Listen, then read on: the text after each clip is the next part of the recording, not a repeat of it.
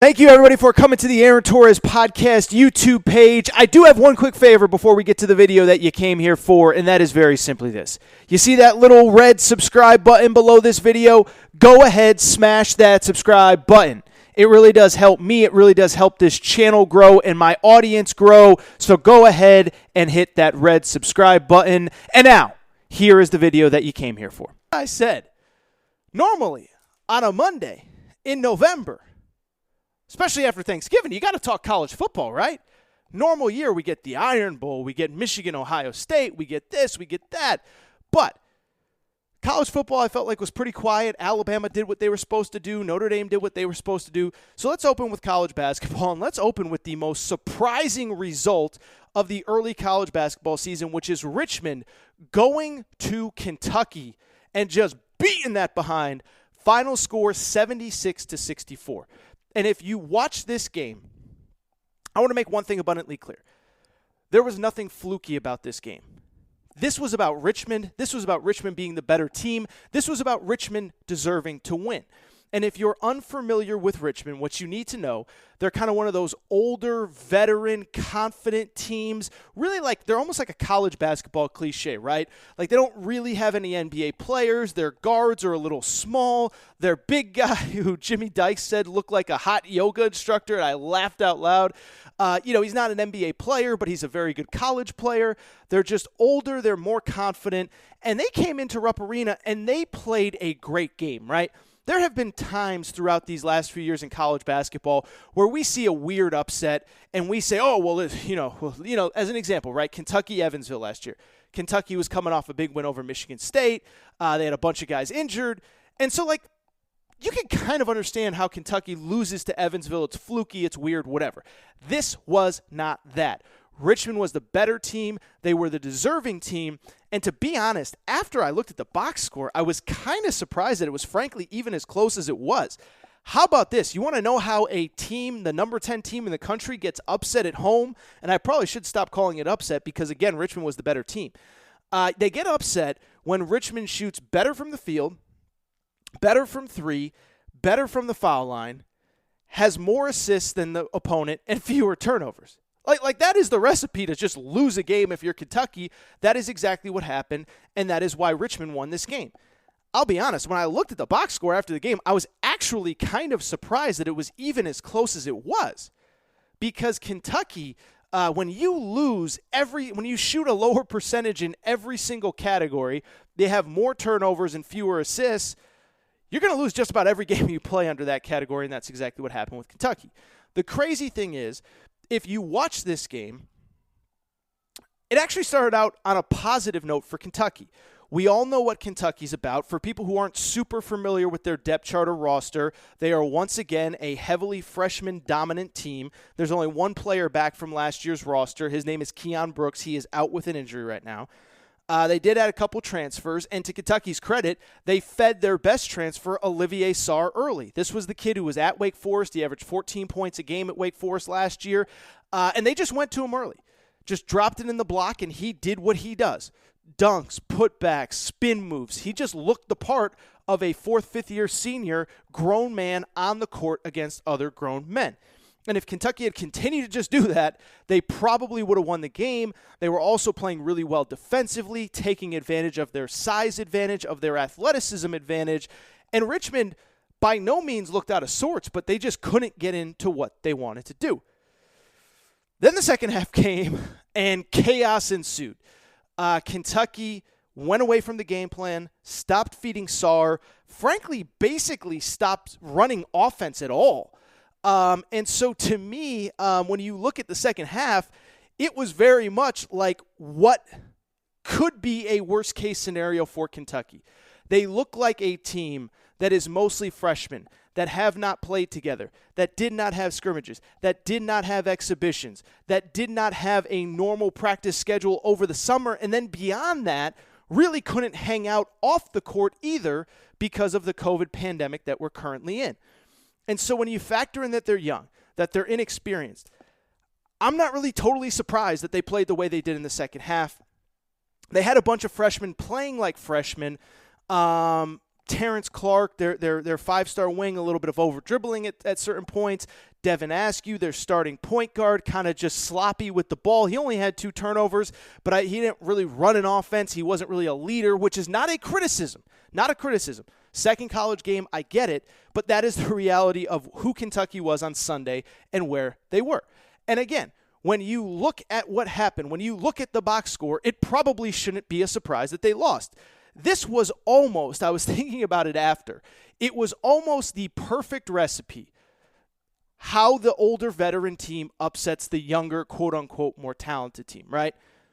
Older veteran team comes in, chip on their shoulder, younger team gets out of sorts, the game starts to get away from them, they get more out of sorts, they start to get nervous, they can't believe that they're going to lose, and they start just 5 guys just trying to take the game over themselves. Over-dribbling, turnovers, bad passing. Sometimes you're passing too early. Sometimes you're passing too late. You're not feeding the ball down low to the guy that's getting you easy buckets. And then, oh, by the way, on top of it, you're having defensive miscues. They're getting backdoor cuts and easy layups. And the little things that you can't control, like making foul shots, you just don't do. And so that's how Richmond won. That's why they were the deserving team, and that's why Kentucky has a lot to do as they get set to play Kansas on Tuesday night. Now, looking ahead to the bigger picture, that was what happened Sunday, and I do want to talk about the big picture. The first one is, look, I'm not going to do the cliche, but it is true. Calipari will figure it out. They'll be fine. Kentucky had bad losses in November, December of last year, Evansville, Utah, etc., and they still won the SEC and were in position to make a Final Four, maybe win a national championship. So that's the obvious. But, I'm not going to do, the make excuses for Calipari. I'm not going to do it. His team got nervous. His team looked overwhelmed. His team was pseudo-underprepared. But I do think that what happened on Sunday in Lexington really, to me, actually speaks to several bigger picture things that we're going to see in college basketball this year. The first one is very simply this. We're just going to see a lot of weird results this year, right? That's not excusing Kentucky. That's not underplaying what Richmond did. But the reality is we are in such an unprecedented season in college basketball, I just think we're going to get weird results. I look at that Virginia Tech-Villanova game, and some would call it this big, crazy upset. You know what I saw? I saw a Villanova team that had a big emotional win on Friday night against Arizona State, or Thursday night against Arizona State. And for people who don't know how the Villanova game came together against Virginia Tech, here's what you need to know. Villanova was set to play 2 games at Mohegan Sun, play Boston College Wednesday, play Arizona State Thursday, and then they decide to leave. After the Arizona State game, Jay Wright and his staff said, you know what? Dude, this is a great setup. They're testing us. We feel safe. Let's play another game. Let's see if we can get another game on the schedule to play here. It wasn't on the schedule to play Virginia Tech. And then Thursday night, after the big Thanksgiving night win over Arizona, Jay Wright decides we want another game. They schedule Virginia Tech at 1:45 at night. Matt Norlander, I think from CBS, broke the story. And the bottom line was the team was ready to go. The team was ready to leave. And as soon as I saw that, I said, they're going to struggle with Virginia Tech. You got a bunch of guys that have been away from their families, away from everything over the Thanksgiving holiday. They have their bags packed. They have a big emotional win against Arizona State. They're going to come out flat the next time that they play because they just had this game scheduled when they were already mentally checked out and ready to go home. And so because of that, I'm not surprised by the Villanova upset. I'm not surprised by the Richmond upset because of the fact that, again, Richmond, older team, chip on their shoulder, has something to prove. Kentucky, well, we had this easy win. We got Kansas next week. Whatever. We'll beat this team, right? I think it speaks to the second point that I think is really important in college basketball this year, which is that from everyone I've talked to and everyone I speak with, continuity is going to be a big factor early, right? I just mentioned it, but it is totally worth repeating here. We have had a completely unprecedented off-season in college basketball. It's nobody's fault. It's the world that we live in. Everyone is adjusting on the fly. Everyone is doing their best. But as I talk to people over the course of the off-season, what I was told and what I believe and what I think is correct is that it was such an unprecedented preseason that it is going to be of the benefit to the teams that have continuity from last year, right? Gonzaga looks really good. Well, they got 3 starters back from a team that won a crap ton of games. Basically, everybody except for Jalen Suggs, who plays for them, who I'll get to in a minute, was on this team last year. Villanova, who still has a good win over Arizona State. They did get upset, but they look good for the most part until that Virginia Tech game. Continuity. Baylor, who's playing on Sunday after I record, so I hope they don't make me look bad. A bunch of continuity. And this Richmond team has continuity. If you watched Richmond throughout this game, what you saw was a team that knows each other, knows what they're supposed to do on the court, knows where everybody's supposed to be, and holds themselves accountable. I thought it was really interesting. At one point, I think it was late in the first half, the Richmond guard, his name's Blake Francis, threw what was supposed to be kind of a pass down low, kind of to a cutter for what was supposed to be an easy layup, and the guy stopped running, and Blake Francis, you see him yelling at the kid like, cut harder, let's go, get focused, come on. You know what you're supposed to do. And that was what Richmond looked like to me.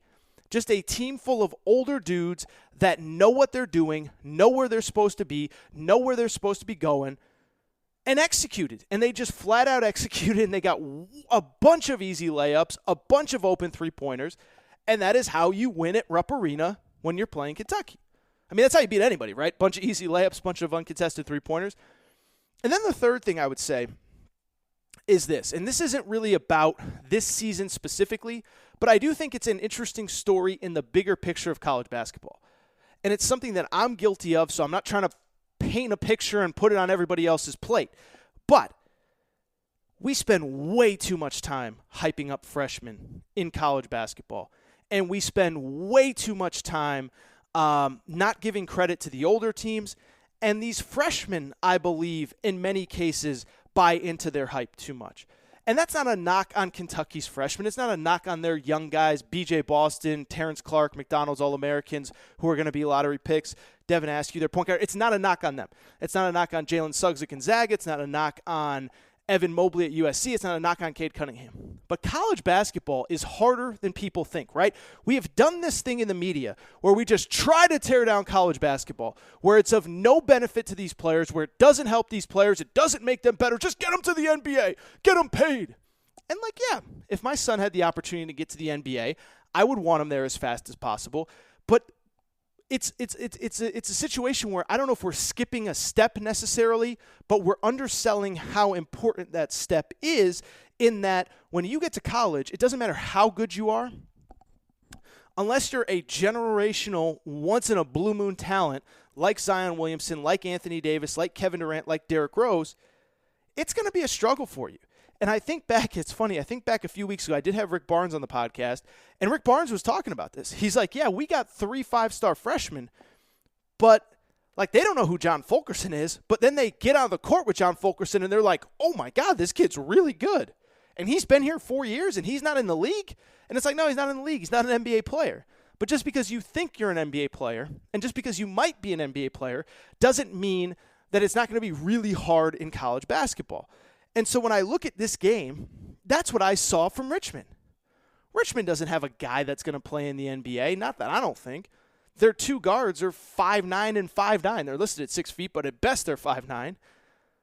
But, dude, they've been in college for 5 years. They've been through the wars. They've been on the road down 5 with a minute to go and come back and won.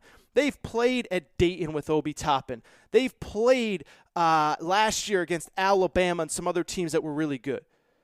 So you think they're going to be afraid by going to Rupp Arena with 3,000 fans in the stands? They're going to be afraid of Kentucky? Of course not. As a matter of fact, it's going to be the opposite. They are going to use this as a national stage and a national platform to show the world, hey, wait a second now. Those guys, you could talk about those guys. You guys in the media, guys like Torres who are idiots, and I include myself. I overhyped the media. I overhyped the freshmen as well. I'm guilty as charged.